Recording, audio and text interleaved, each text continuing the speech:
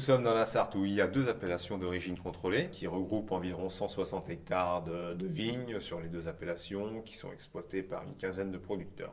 L'appellation Janière depuis 1937, c'est un coteau qui fait 400 mètres de large et 7 km de long où on y produit uniquement des vins blancs à base de chenin. Alors Coteaux du Loir est en appellation depuis 1948 et s'étend sur 22 communes, dont 16 dans la Sarthe et 6 en Indre-et-Loire, et où on y produit les trois couleurs.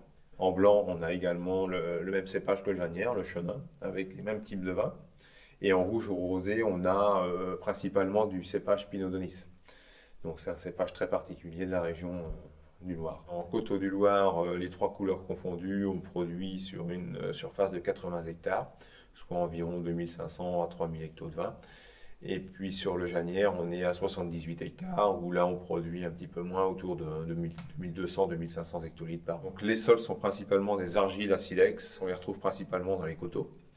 Sur les plateaux, on retrouve plutôt des argiles un petit peu plus épaisses, un petit peu plus lourdes. Hein. Et en général, on y produit les Coteaux du Loir rouges. Les deux appellations, Janière et Coteaux du Loir, sont assez influencées par au nord la forêt de Bercé et au sud de Loire, hein, qui influent sur la qualité des vins. La forêt nous protège, entre guillemets, de tout ce qui est les orages et choses comme ça, puisque ça les fait passer au-dessus.